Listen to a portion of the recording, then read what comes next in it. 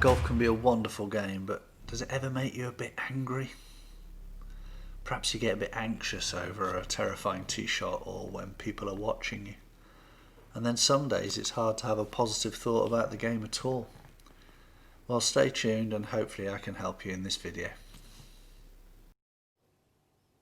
Hi, and welcome back to our channel. I'm really excited today to be able to start helping you with the mental side of golf, or your mental game. Now, I'm nowhere near as qualified on the mental side as I am on the physical side of hitting a ball, but I am actually a NLP or neuro-linguistic programming practitioner, and I've read countless books, some of which are here, so hopefully there's things I can give to you. Now, I must be honest, the reason I got qualified as an NLP practitioner initially was twofold. One, yes, was for my golf, but secondly, it was to help me deal with the time of my life when I had two unruly toddlers running around, and I really began to think there must be a better way of me reacting to these situations rather than the way that I was reacting. And I can tell you that it seriously worked. It's the techniques that I still use to this day, really simple.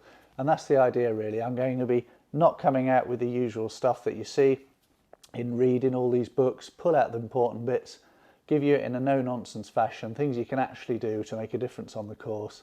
Hopefully it'll make your golf better, but at the very least it'll make the golfing experience much more enjoyable.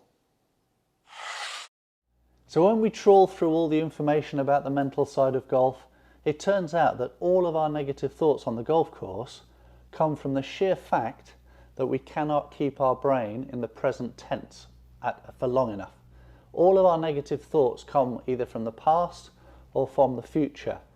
If you take any of the common negative thoughts you might have, if you react angrily to a shot, that shot's happened, it's in the past. If you're nervous about your tee shot on the next hole, that's in the future, hasn't happened yet. Are you worried about three putting? Hasn't happened yet. So every negative thought that we have in golf can be apportioned to either the past or the future, but not right there in the present tense. So all we need to do really is to get some tools, a toolkit, some activities, things I'm going to give you to keep us in the present tense when we feel our mind wandering. Now, in the normal run of life, having this amazing ability of the brain to flip between past, present and future is essential for our survival and safety.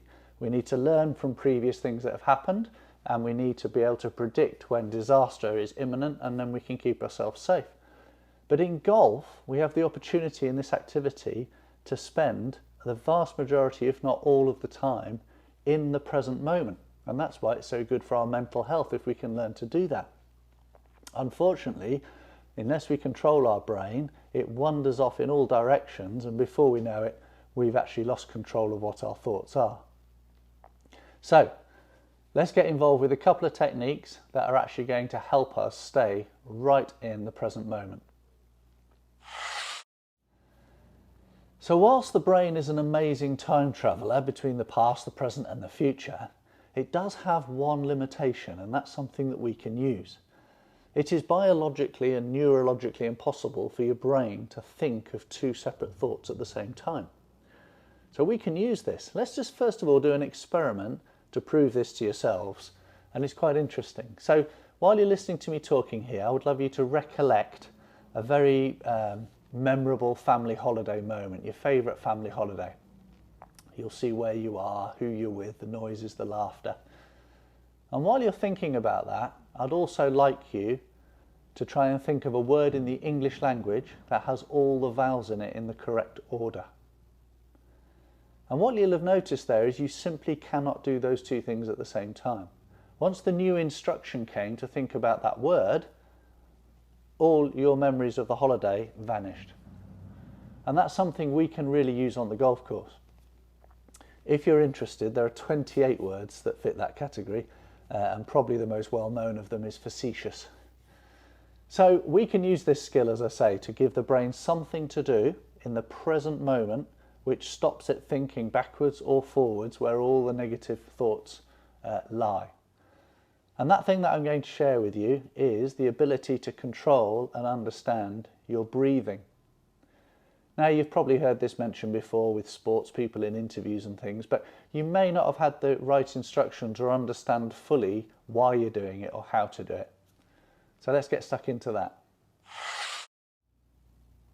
So the breathing discipline we're going to learn today is very simple. It's sometimes referred to as regulated breathing or focused breathing, but it purely and simply involves us breathing in through our nose for the count of 3 and out through our mouths to the count of 5.